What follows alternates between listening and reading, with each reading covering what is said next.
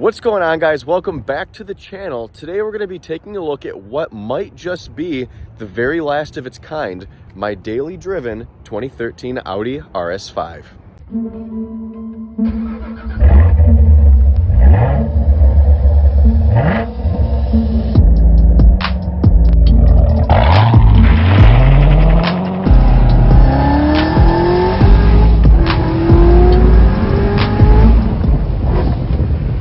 So this is actually the second RS5 that I've owned. You guys might remember from earlier on the channel, I purchased a silver, also 2013 Audi RS5 that was totaled from auction, and I rebuilt it in its entirety on the channel. I'll link the description below if you guys want to check out that series.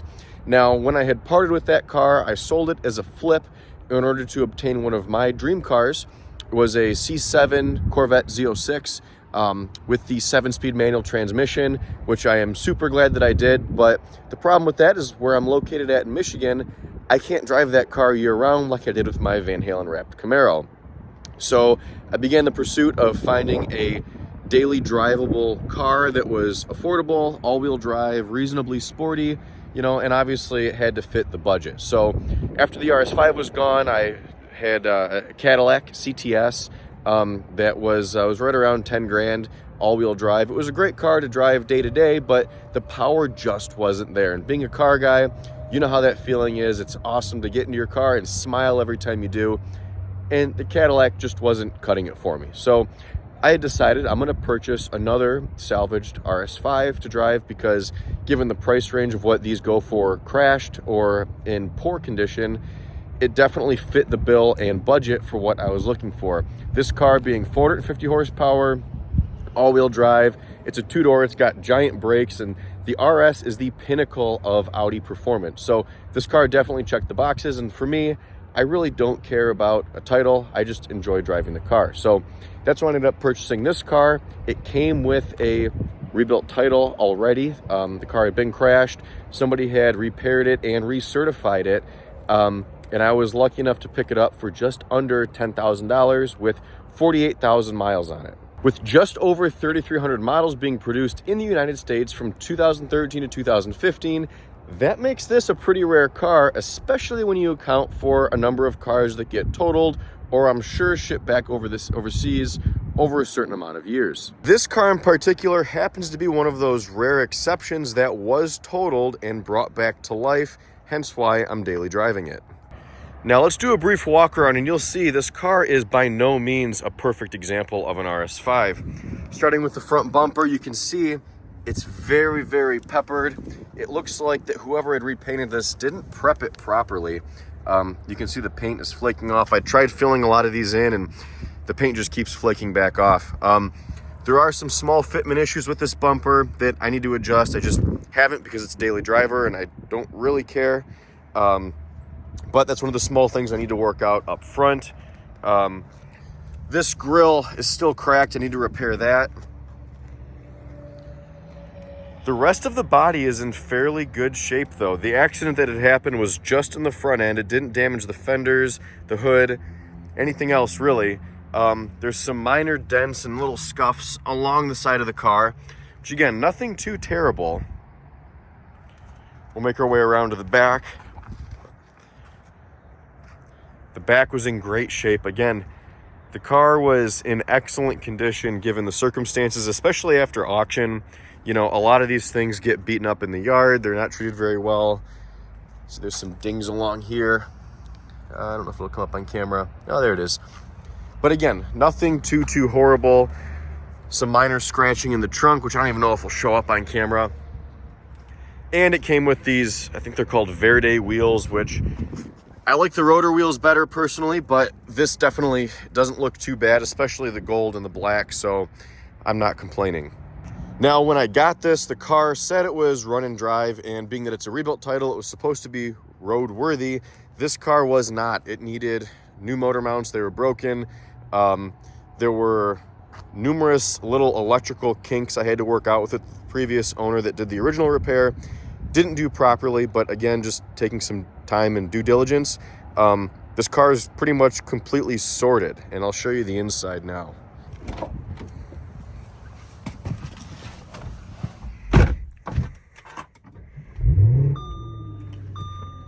For being a 2013, the interiors of these cars are actually really, really nice. It's got the basic amenities that anybody would need in a cold weather climate, which is a heated seat, no heated steering wheel. The D steering wheel that comes on the performance Audis does not include any sort of heated steering wheel, but the display's nice. It's in color in comparison to like the earlier B8 or even earlier than that Audis.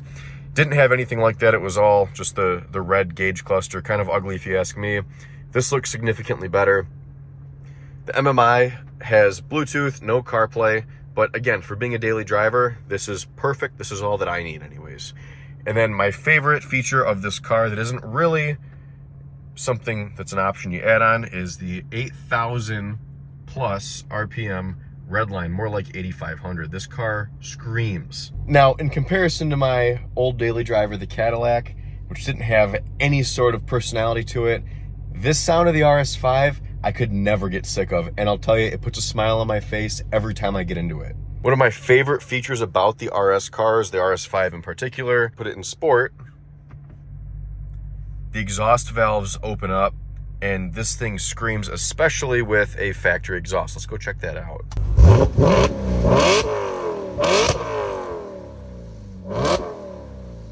Now, even though this is an RS5, this car is actually more of a base level RS5. There's minimal options on this car. It doesn't have the blind spot assist on it. It doesn't have the rear sunshade. There's a lot that's really missing in terms of if you were going to order one of these from the factory. This is really as cheap as it gets. And I say cheap lightly. The car still has a sticker of, I want to say it was around $68,000 or $70,000.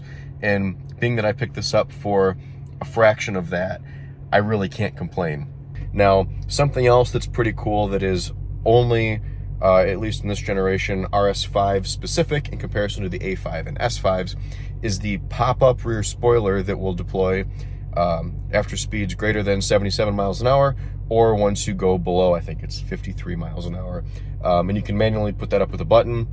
You know, if you're going to a show or something, you want to show the spoiler or just clean underneath it, you can manually deploy that, or it'll do it automatically once you're at speed, which I think is kind of cool. These RS5s also come with standard 8-piston Brembo brakes. They are absolutely massive and the car stops extremely well.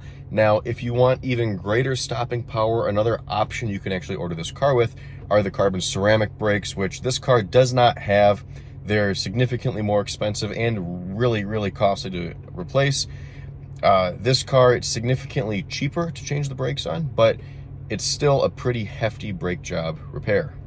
This car in particular is right around 62,000 miles. I haven't had to do brakes on it yet. However, that is coming up really quickly, and I've priced this out somewhere around $2,000 to $3,000 to do the brakes in all four corners, and that includes pads and rotors, which for a performance car isn't terrible in comparison to what I've seen for other vehicles of similar class. But enough of me talking, let's go drive the car and listen to these incredible exhaust notes. Right now I've got the car in sport mode, so it's gonna hold the RPMs up for us pretty high.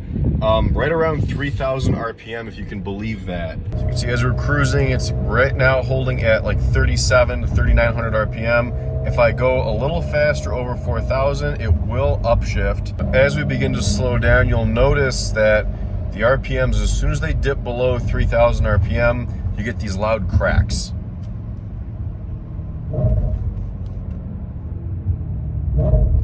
Which just sound incredible. Now why don't we get a hard acceleration, shall we?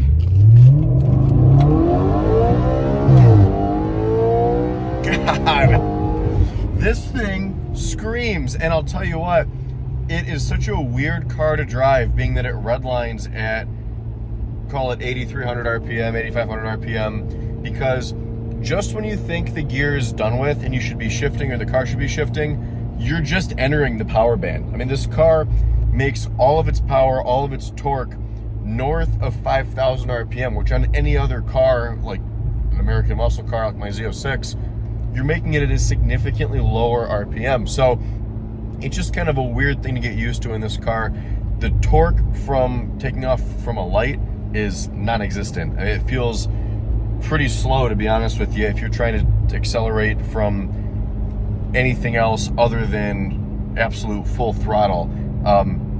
But you know, you're not, as a daily, you're not doing that all the time, but when you need to get on it it's there and it's got power.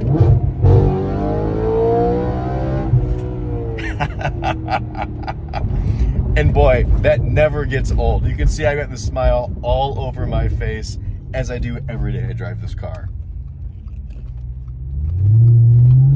Now, that definitely negatively impacts my gas mileage, as this car doesn't get great mileage to begin with, I think it's rated at maybe 16 city and like 22, 23 highway. Right now I'm averaging 13.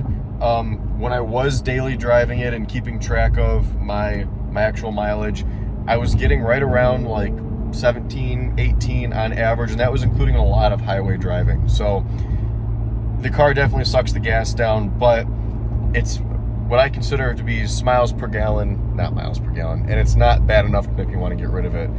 So when we do want to go out and cruise and just drive to work nicely and try to worry about gas, you can put it back into drive mode, and you'll hear the RPMs drop back down. You don't have that drone necessarily anymore. And now the car's in 7th gear at 1800 RPM, and we're going to see our mileage start creeping back up significantly. But what's the fun in that?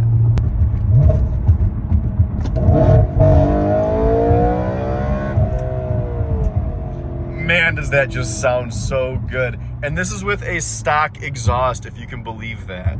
Now, while we're enjoying those glorious sounds of that high revving 4.2 liter V8, I want to talk a little bit about the reliability and maintenance costs with this car, because obviously I bought it to drive it and put a ton of miles on, and if you've got a car that's unreliable, you're not going to want to do that. So getting into this, I already had an idea just because of the silver car and being on some of the forums, but there's a couple big things to look out for when you're either purchasing an RS5 or you're going to think about daily driving one.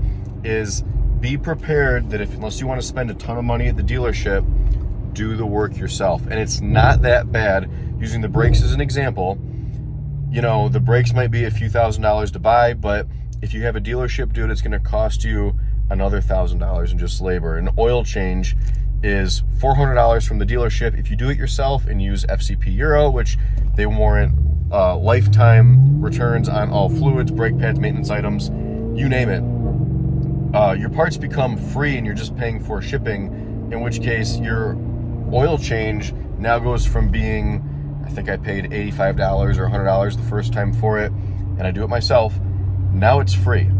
And granted, you've got to invest a little bit buying, I use this oil vacuum, because you can actually pull the oil out of the top of the motor in the Audis, which is nice.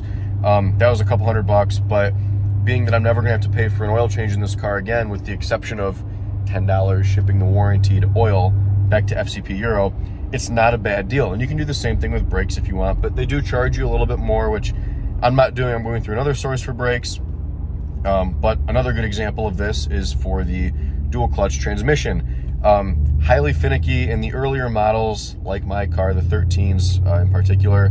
Knock on wood, had mechatronics issues where they would show signs of transmission failure, and it seemed to be pretty hit or miss as to what car it was, what the conditions were. It was just this sporadic thing that would happen. And there is a mechatronic rebuild kit that you can buy for these that's supposed to solve this issue when it does occur.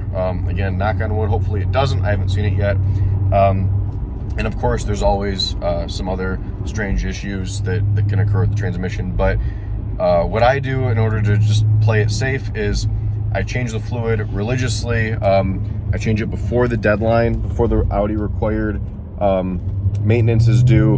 And if you do that, if you follow their scheduled maintenance, you won't have a problem with this car. The oil or the transmission changes can be a little bit pricier. Again, the first time you do them, go through FCP. And I want to say with gaskets, fluids, everything, it might have been right around $300 or $400 total. And again, I don't remember the exact number, but it was something like that. And again, when you're done, the next time you go to do your transmission change, your fluid swap, you buy the new fluid, send your old fluid back, and you get a full refund, making it essentially free. After some time, it'll dilute the cost of that first initial purchase. The next big maintenance item is the carbon clean. Now, this being a direct injection engine, not a port fuel injection engine, gasoline is injected directly into the cylinder rather than in a port injection engine. The gasoline is injected into the intake runner and then drawn in during the intake stroke of the engine. So the port injection benefit that you've got is that any sort of oil residue or carbon buildup on the back of your intake valves, the gasoline will work like a detergent and rinse these off per se, and keep things pretty clean for you. But with a direct injection engine, this recirculated oil vapor builds up on the back of your intake valves, as well as there's a little bit of leakage that can happen at your valve seat, so get some oil back through. But either way, nonetheless, this isn't cleaned off, so it builds up over time, and you will actually notice a reduction in power. You'll at least notice the increase in power once you clean it. At least that's what the butt dyno says. I recently did this to my car right around 50,000 mile mark. You can do it sooner. This is just when I had the time to do it. It was significantly overdue for, I don't think it's ever been done on this car. It cost me a few $100s to do it. I did it in my garage with relatively basic hand tools. It wasn't that big of a deal to do. The only tool I had to buy was a special socket to go over the crankshaft pulley to turn the engine over in order to close off my intake valve so that I wouldn't get any of the garbage into the cylinder. And then I had to buy a fuel injector puller as well, just to make sure I didn't damage any of my injectors when removing them. These cars are really reliable. As long as you follow the scheduled Audi maintenance, you won't have any problems with them. Now, again, how I define this in my Instagram and TikTok posts is that this car is not unreliable. It's just high maintenance. It's finicky. If you take care of it, it'll take care of you. Just follow the maintenance procedure and keep the fluids fresh. Take care of it, and you know, again, it'll take care of you. So, highly recommend one of these as a daily driver. I'm gonna keep this car again until it dies is the plan.